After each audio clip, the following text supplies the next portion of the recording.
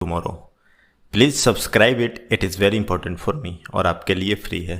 तो आज की इस वीकली लर्निंग वीडियो में मैं बात करने वाला हूँ 5 ऐसे पॉइंट का जो कि आपका स्विंग और ब्रेकआउट ट्रेडिंग में लॉसेस मिनिमाइज करेगा और आपके परफॉर्मेंस को इम्प्रूव करेगा। ये 5 चेंजेस कुछ खास नहीं है, जो आप जो स्ट्रेटेजी यूज करते हो उसी में थोड़ा सा लिपस्टिक वर्क करना है, जो कि मैंने किया है और मुझे फ़ायदा हुआ है, इसलिए मैं आपको बता रहा हूँ।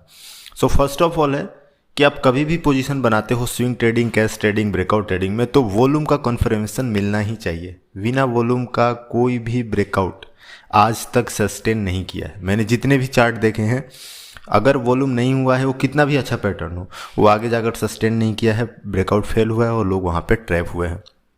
सो हाई वॉल्यूम का मतलब क्या है? हाई वॉल्यूम का मतलब ये होता है कि मिनिमम आपका जो डेली ट्रेडिंग वॉल्यूम है उससे 3x उस दिन वॉल्यूम हुआ होना चाहिए जिस दिन वो पैटर्न बन रहा होगा। सेकंड है कि आप कोई भी छोटी मार्केट कंपनी को ट्रेड मत कीजिए। जब आप बिगनिंग लेवल पे ट्रेडिंग कर रहे हैं तो आप एक ब्रैकेट रखिए कि मिनिमम 7,000 करोड़ से लेकर 25,000 करोड़ के आसपास की कंपनी को ही ट्रेड करोगे। इसका मैं रीज़न बताता हूँ कि 200-300 करोड़ की कंपनियों में ब्रेकआउट ट्रेडिंग क्यों नहीं सक्सेसफुल हो जाता है।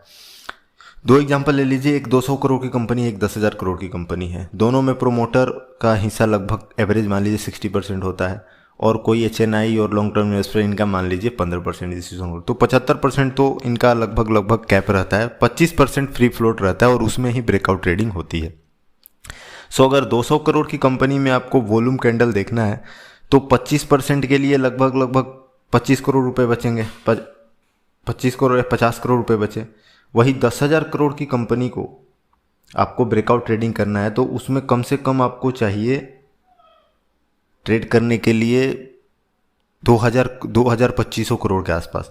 सो 25 करोड़ को लगभग आजकल जितने भी पैसे हैं, लिक्विडिटी है मार्केट में, 5 लोग मिलकर आराम से एक कैंडल बना सकते हैं और वहाँ पे वो आपको ट्रैप कर सकते हैं। बट 2500 करोड़ को मार्केट में इनफ्लो करना, एक स्टॉक में इनफ्लो करना, उसके लिए इंस्टीट्यूशन मनी की ज़रूरत पड़ती है, जो कि पॉसिबल नहीं है नॉर्मल लोगों में, और इंस्टीट्यूशन एंट्री करेंगे तो वो लंबा चलता है, तो इसलिए वहाँ पर ट्रेडिंग करना ईजी हो जाता है। सो ये पूरा गेम हो जाता है स्मार्ट मनी वर्सेस डम मनी का, ये आपको ध्यान रखना है।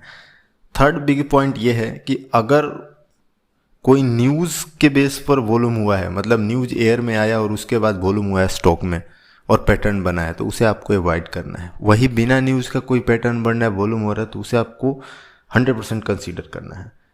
ये बहुत अच्छा काम कर जाता है, इसको आपको ध्यान रखना है। चौथा पॉइंट ये है कि कभी भी ब्रेकआउट के पहले नहीं बाई करके रखना है।